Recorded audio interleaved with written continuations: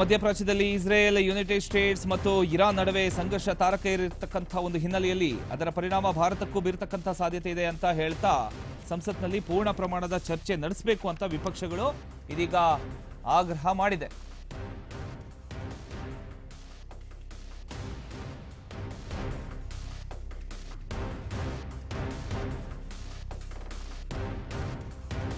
ಸಂಸತ್ನಲ್ಲಿ ಪೂರ್ಣ ಪ್ರಮಾಣದ ಚರ್ಚೆಗೆ ವಿಪಕ್ಷ ಆಗ್ರಹಿಸಿದೆ. ಚರ್ಚೆಗೆ ಒತ್ತಾಯಿಸಿ ಸಂಸತ್ ಸಂಕೀರ್ಣದಲ್ಲಿ ವಿರೋಧ ಪಕ್ಷಗಳು ಪ್ರತಿಭಟನೆಗೆ ಮುಂದಾದವು.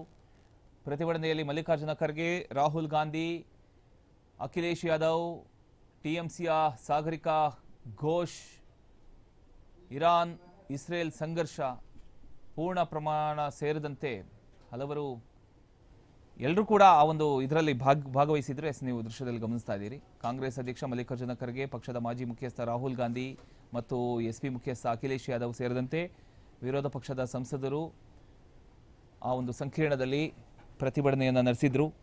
ಇದಕ್ಕೂ ಮೊದಲು ಬಜೆಟ್ ಅಧಿವೇಶನದ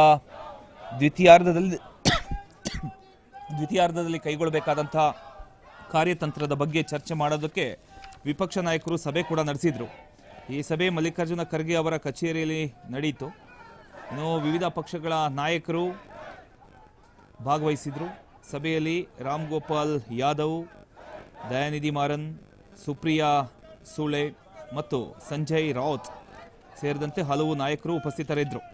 ಇನ್ನು ಪಶ್ಚಿಮ ಏಷ್ಯಾದಲ್ಲಿ ಉಲ್ಬಣಗೊಂಡಿರತಕ್ಕಂಥ ಈ ಭೌಗೋಳಿಕ ರಾಜಕೀಯ ಬಿಕ್ಕಟ್ಟು ಭಾರತದ ಭದ್ರತೆ, ಆರ್ಥಿಕತೆ ಮತ್ತು ಹಿತಾಸಕ್ತಿಗಳ ಮೇಲೆ ಪರಿಣಾಮ ಬೀರತಕ್ಕಂಥ ಒಂದು ಸಾಧ್ಯತೆ ಕೂಡ ಇದೆ ಅಂತ ಅವರು ಅಭಿಪ್ರಾಯಪಟ್ಟಿದ್ದಾರೆ. ಈ ಕುರಿತು ಸಾಮಾಜಿಕ ಜಾಲತಾಣದಲ್ಲಿ ಮಲ್ಲಿಕಾರ್ಜುನ ಖರ್ಗೆ ಅವರು ಪ್ರತಿಕ್ರಿಯೆಯನ್ನು ಕೊಟ್ಟರು.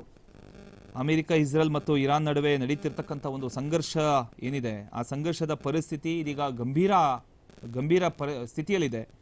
ಈ ಹಿನ್ನೆಲೆಯಲ್ಲಿ ಬಜೆಟ್ ಅಧಿವೇಶನದ 2ನೇ ಭಾಗದಲ್ಲಿ ಸಂಸತ್ತಲ್ಲಿ ಪೂರ್ಣ ಪ್ರಮಾಣದ ಚರ್ಚೆ ನಡೀಲೇಬೇಕು ಅಂತ ಮಲ್ಲಿಕಾರ್ಜುನ ಖರ್ಗೆ ಅವರು ಹೇಳಿದ್ದಾರೆ.